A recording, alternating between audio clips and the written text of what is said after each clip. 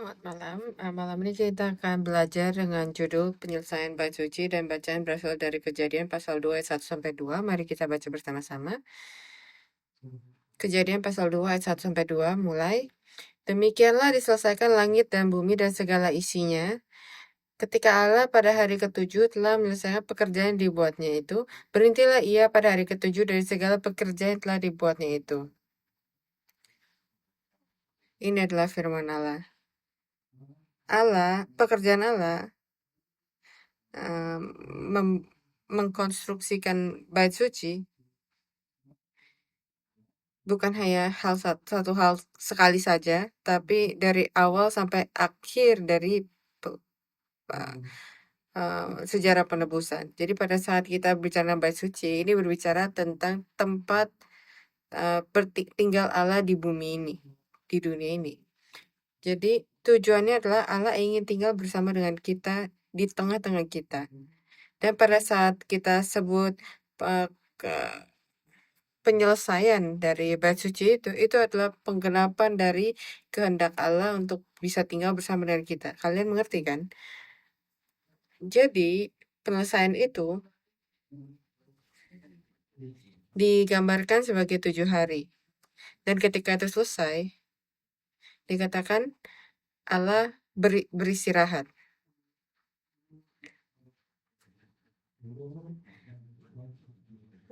Dan ini adalah pekerjaan penciptaan Taman Eden, tapi ini tidak selesai karena Sabat itu telah rusak dan pekerjaan penebusan ini, penciptaan ulang ini berlanjut lagi. Dan penyelesaian terakhir ini adalah sesuatu yang sedang kita tunggu, dan saya berdoa dalam nama Allah, kalau kamu dan saya akan ada di sana dan bisa melihat hari di mana ketika hal ini diselesaikan. Amin. Jadi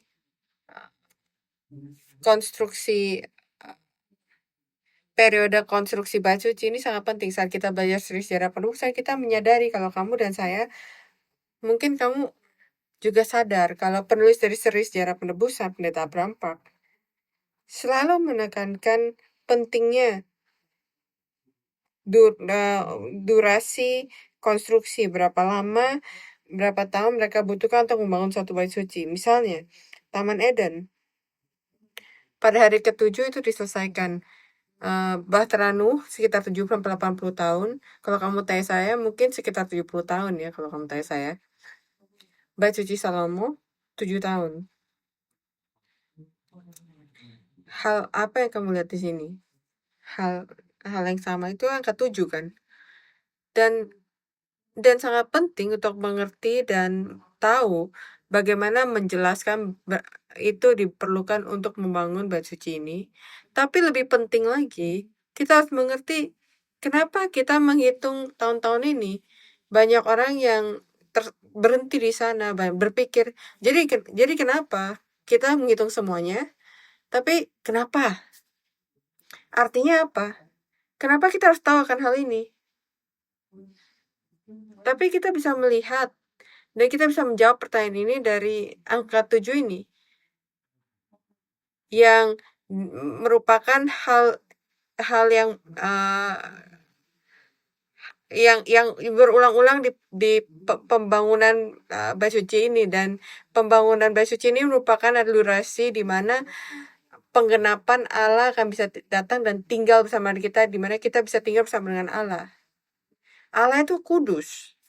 Dan kita manusia yang berdosa tidak bisa tinggal bersama dengan Allah yang kudus, karena itu akan membunuh kita.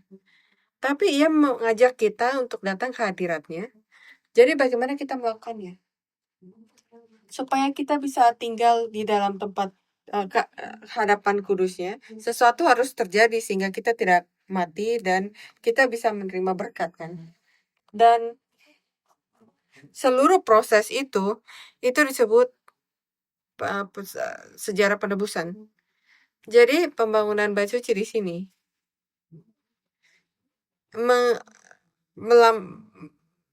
melambangkan proses di mana kita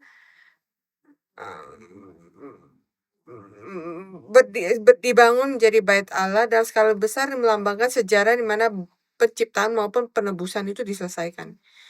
Jadi, mari kita pikirkan ini dengan cara yang lebih mudah. Kita pikirkan 4. Kita pikir angka 7 sebagai periode penggenapan atau penyelesaian bait suci. Jadi 7 adalah 4 tambah 3 kan.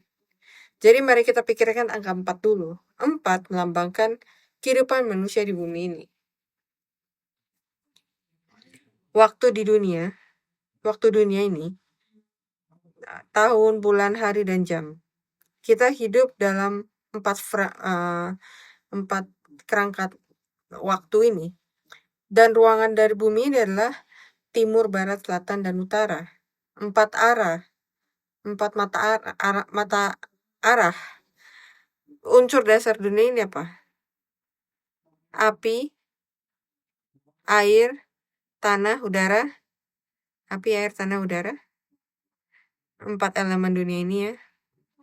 Struktur dasar tubuh kita, kamu tahu? Hal yang paling fundamental, nukleotida yang paling mendasar dari DNA, berjumlah 4. Jantung kamu juga memiliki 4 ruang. Banyak hal di badan kita ya, 4 tangan dan kaki. Dan banyak hal di tubuh kita yang terdiri dari angka 4. Untuk keseimbangan dan kestabilan di bumi ini, kita perlu, kamu duduk kan di kursi dengan 4 kaki kan? Kamu lihat layar dari 4 sudut dan segala sesuatu yang stabil dan seimbang itu ada angka 4 di sana. Bagaimana angka 3? 3 itu adalah angka surga. Angka 3 itu adalah angka kudus di dalam Alkitab. Itulah angka di mana surga menutupi bumi ini. Misalnya di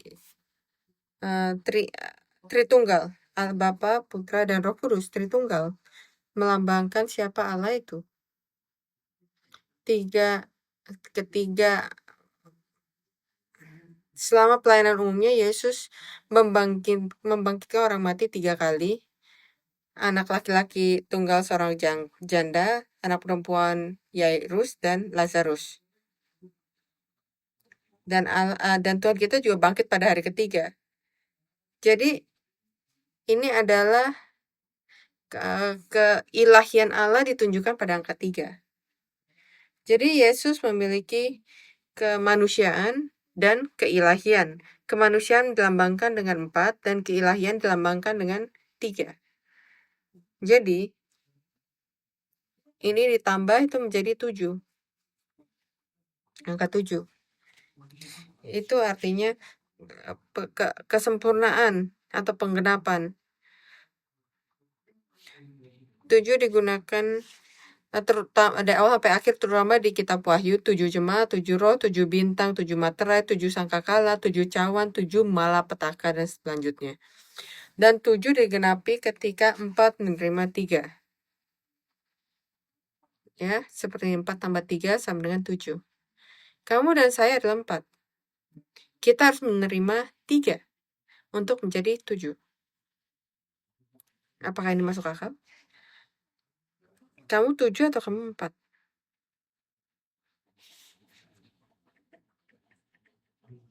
Apa kamu 6 atau kamu 7? Lukas pasal 19 ayat 9-10. Kata Yesus padanya, hari ini telah terjadi keselamatan pada rumah ini karena orang ini pun anak Abraham. Sebab anak manusia datang untuk mencari dan menyelamatkan yang hilang. Apa yang hilang itu adalah 4 dan anak manusia itulah 3. Fakta bahwa ia datang untuk mencari kita berarti 3 datang pada 4. Tapi 4 tidak menerima 3 kan? Berdasarkan perjanjian baru. 1 Timotius pasal 1 ayat 15. Perkataan ini benar dan patut diterima sebenarnya Kristus Yesus datang ke dunia untuk menyelamatkan orang berdosa. Dan di antara mereka, akulah yang paling berdosa. Yesus berkata pada Markus pasal 2 ayat 17 dan Markus pasal 9 ayat 13 bahwa ia datang bukan untuk memanggil orang benar, melainkan orang berdosa supaya bertobat. Yesus mendengarnya dan berkata kepada mereka, bukan orang sehat yang memerlukan tabib, tapi orang sakit. 4. Aku datang bukan untuk memanggil orang benar, melainkan orang berdosa. Matius pasal 9 ayat 13. Jadi pergilah dan pelajarilah arti firman ini. Aku menghendaki belas kasihan bukan persembahan, karena aku datang bukan untuk memanggil orang yang benar, melainkan orang berdosa.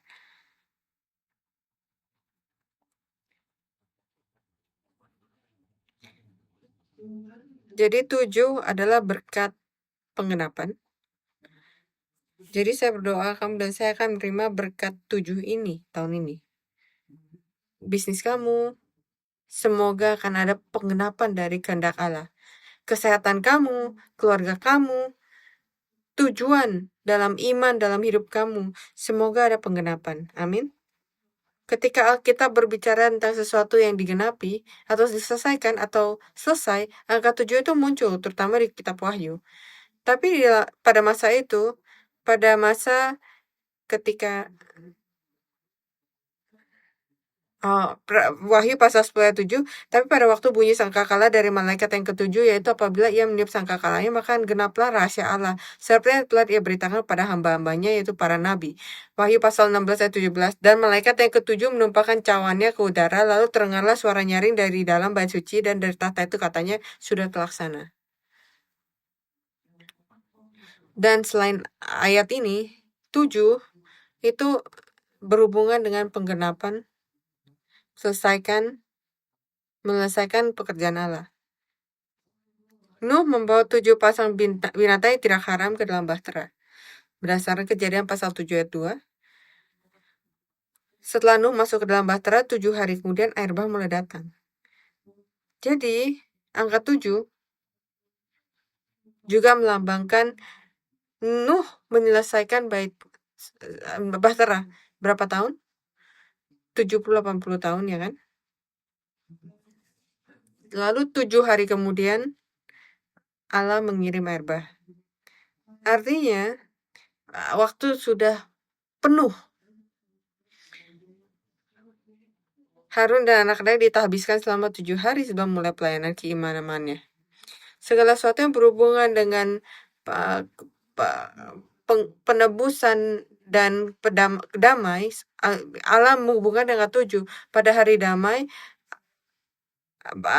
imam besar memercikan darah 7 kali atas tutup pendamaian. Imamat pasal 16 ayat 14. Sekali lagi ini menunjukkan penyempurnaan pekerjaan penebusan.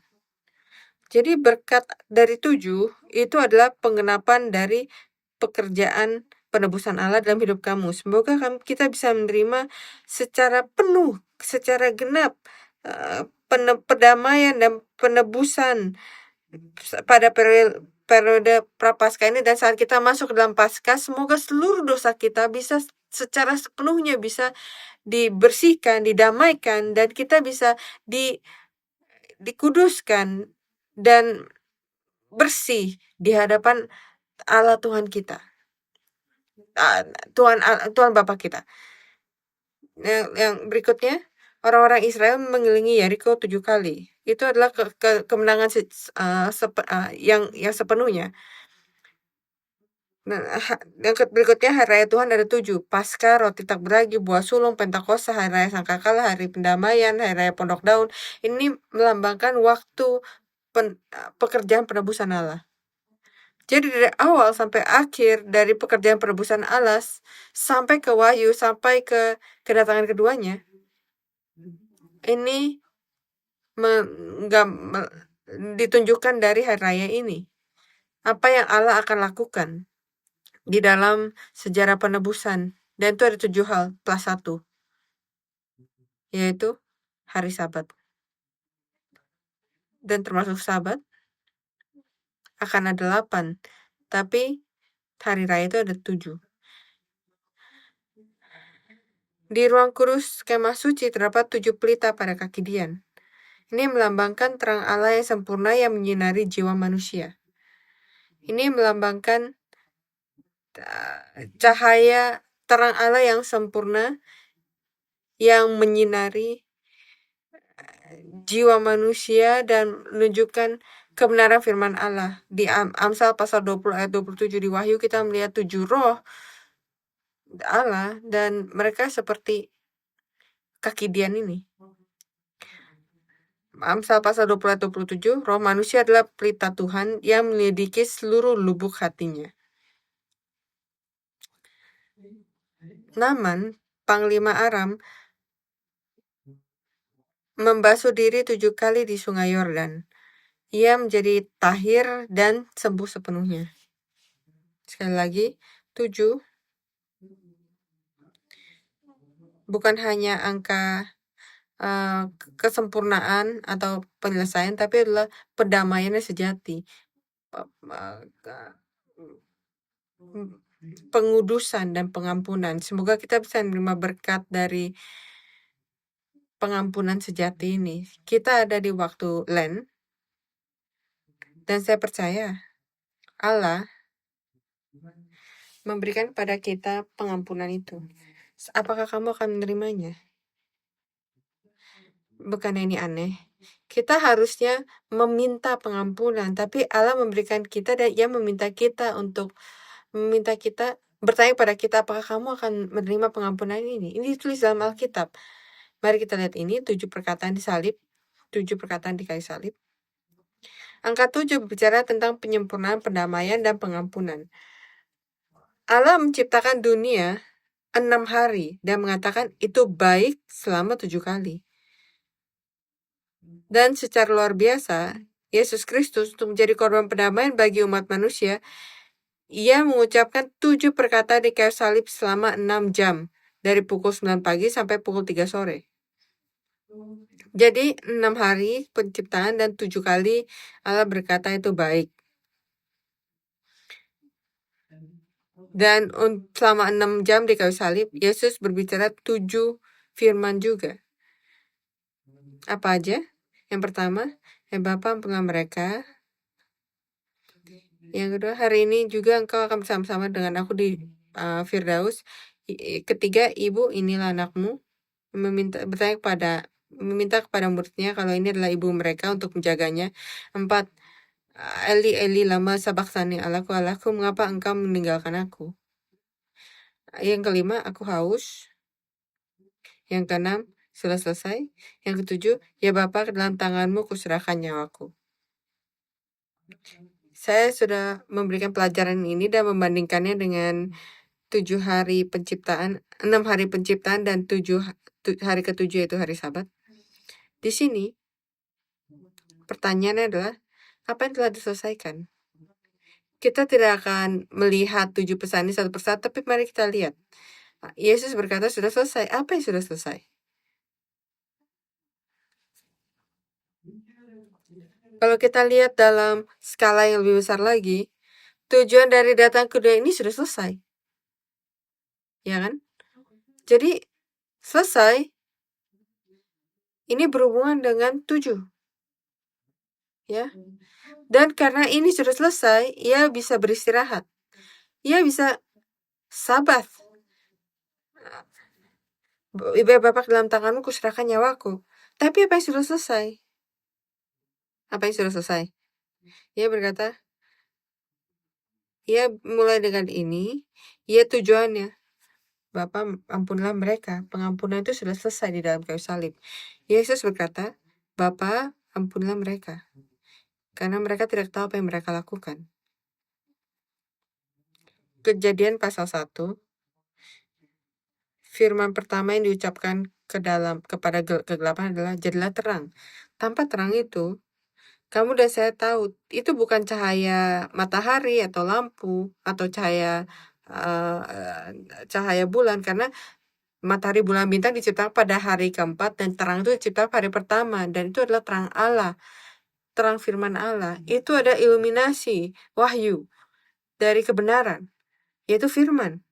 Tanpa itu tidak ada hal.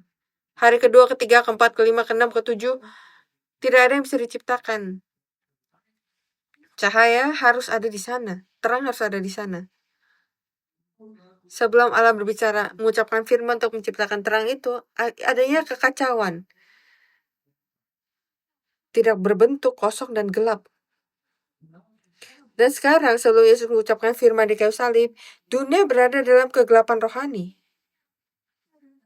Dosa telah menutupi bumi dan manusia berdiri bersalah di hadapan Allah.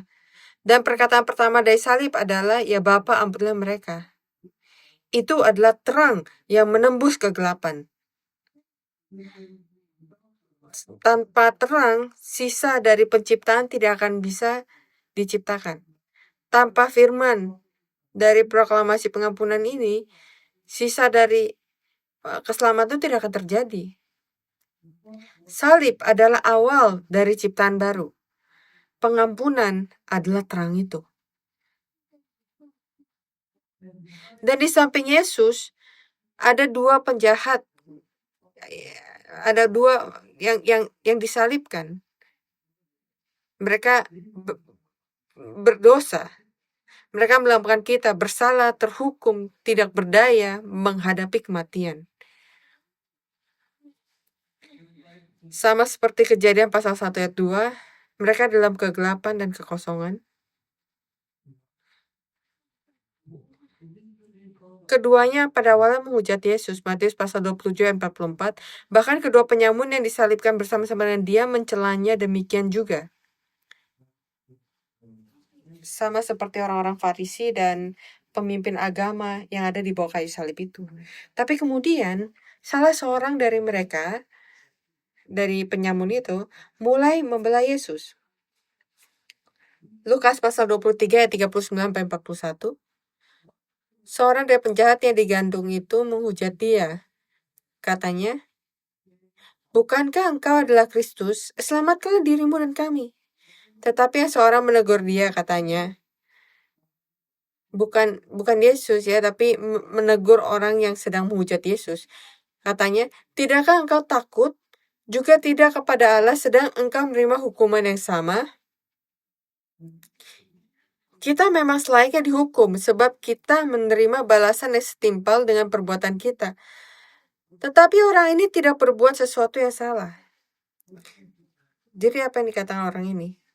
Ia menyadari kalau Allah itu adalah benar. Pertobatan dimulai di sini. Pertobatan kamu dan pertobatan saya dimulai pada saat kita menyadari kalau Allah itu nyata. Jadi pertobatan itu dimulai ketika ia menyadari kalau Allah itu nyata. Dia berkata, "Apa kamu tidak takut pada Allah?" Dan ia bersaksi, "Kita menerima balasan yang setimpal dengan perbuatan kita, tapi orang ini tidak berbuat sesuatu yang salah." Pertobatan kita dimulai ketika kita menyadari keberadaan Allah. Lalu kita menyadari apa yang telah saya lakukan secara salah. Saya menyadari akan dosa saya. Saya mengakui. Dan ia menyatakan orang ini tidak melakukan kesalahan. Ia bersaksi kalau Kristus tidak berdosa.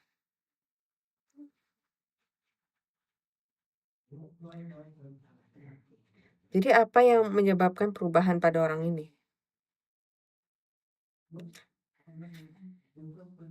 Pertanyaan yang berbeda adalah, apa yang membawa perubahan terhadap kamu dan saya pada masa prapaskah ini atau dalam hidup kita, yang akan membuat kita untuk bertobat dan menerima janji dari atas Firdaus.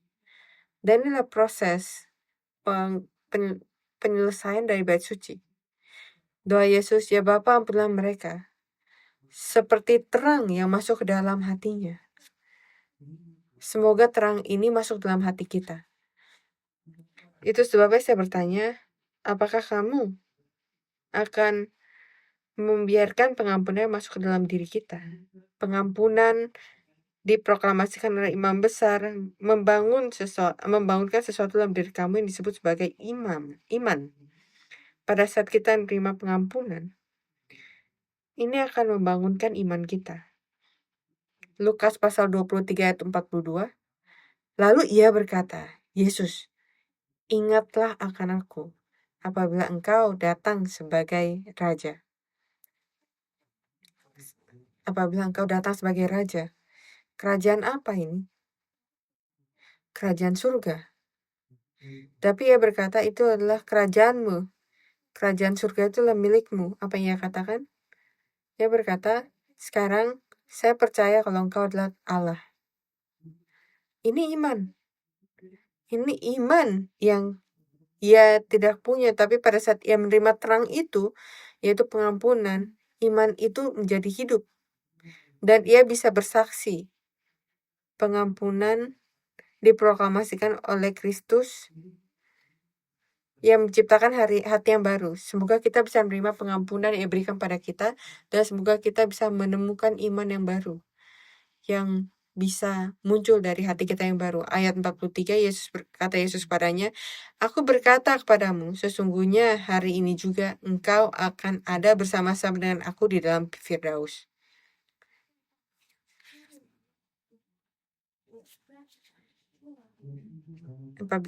Kita bisa baca lagi.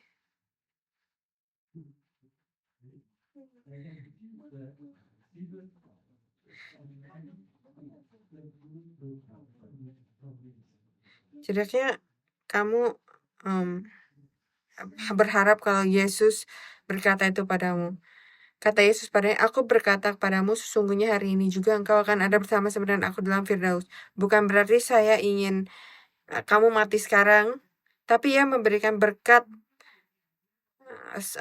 surgawi saat kamu hidup di dunia ini. Semoga kamu hidup di dalam Firdaus. Bagaimana? Yesus, pada saat kamu datang ke dalam kerajaanmu, ingatlah saya. Pada saat ia berkata itu, Yesus tidak memberitahukan pada dia. Yesus tidak berkata kepadanya, "Apa yang telah kamu perbuat? Dosa apa yang kamu lakukan? Kenapa kamu disalibkan?" Ia nggak bertanyakan hal itu. Yesus tidak bertanya pada dia, "Saya ingin kamu mengubah hidup, perbaiki diri kamu dan berubah." Yesus tidak berkata pada dia, "Hapuskanlah kejahatanmu." Yesus tidak mengatakan padanya, "Lakukanlah ritual-ritual ini untuk pengampunan." Apa yang Yesus katakan? "Aku berkata kepadamu, sungguh hari juga engkau akan ada bersama-sama dengan aku dalam Firdaus." Secara langsung ia berkata seperti ini adalah pengampunan. Ini bukan gratis. Ini penyamun ini menerima terang. Itu yang ia lakukan. Terang yang menciptakan hati yang bertobat dan mengizinkan pengampunan. Yesus memberikan pengampunan, ia menerimanya, dan itu menjadi terang. Dan itu memberikan hati yang baru dan iman. Dan ia bisa bersaksi kepada Yesus, dan Yesus memberikan Firdaus padanya. Bukan ini gampang? Enggak. Lalu Yesus berkata kepadanya di Matius pasal 6, saya tidak bisa ingat, pasal 18, "Ampuni." Kamu juga ampuni berapa kali? 7 kali? 7 kali 70 kali? Kesimpulan, kita adalah 4. Angka dunia ini. Ia adalah 3. Dan penyamun di sebelah kanan Yesus, ia menerima Yesus dengan menerima firman-Nya, firman pengampunannya. Apa kamu siap untuk menerimanya? Apa kamu siap untuk menerima tiga ini, angka 3 ini? Dan ia dan kamu akan membentuk angka 7. Dan pengampunan itu menciptakan pertobatan dalam penyamun dan akan memberikan pertobatan pada diri kita. Pengampunan ini membuka Firdaus secara langsung saat itu juga, dan memberikan penebusan kekal dan menunjukkan iman besar yang sejati. Pada masa Prapaskah ini, semoga kamu dan saya bisa datang ke dalam pertobatan, dan ini bukan karena kehendakku atau kehendak kamu, tapi ini terjadi ketika kita menerima pengampunannya. Saat kita menerima proklamasi atau pengampunan dan cahaya dari dunia ini, Firdaus akan terbuka. Semoga kita bisa hidup dalam Firdaus itu. Dan semoga Allah menjamin penebusan yang kekal untuk kamu dan saya. Dan semoga kita bisa menjadi orang yang bisa menjadi orang yang bisa hidup sepanjang hidup kita dan menyatakan satu-satu imam besar yang sejati adalah Yesus. Mari kita berdoa. Allah Bapa di surga, kami bersyukur atas kasih karunia-Mu, kami bersyukur atas pengampunan, proklamasi dari firman terang yang telah Kau berikan pada kami di atas kayu salib. Bapa, tolong izinkan kami untuk bisa menerima firman ini. Tolong izinkan kami untuk bisa menerima terang ini ke dalam hati kami, ke dalam hidup kami. Semoga anak-anak kami juga bisa menerima terang ini dalam hati mereka. Bapa, semoga firman ini, pengampunan ini yang Engkau telah berikan pada kami, bisa memberikan pengampunan sejati dan izinkan kami untuk bisa hidup dalam Firdaus ini, untuk bisa bersama dengan kamu dalam Firdaus. Bahkan pada saat kita hidup berjalan di dunia ini, mari kita bisa menerima sukacita dan berkat di Firdaus itu. Semoga kita bisa hidup dengan hidup kekal yang terjamin. Dan kami bersyukur Bapa atas pekerjaan imam besar yang Yesus lakukan di kayu salib. Semoga kami bisa membantu Yesus melakukan pekerjaan itu dan bisa membawa orang-orang ke dalam pengampunan. Kami bersyukur atas kasih karunia. Dalam nama Yesus Kristus kami berdoa dengan penuh rasa syukur. Amin. Mari kita bersyukur pada Allah.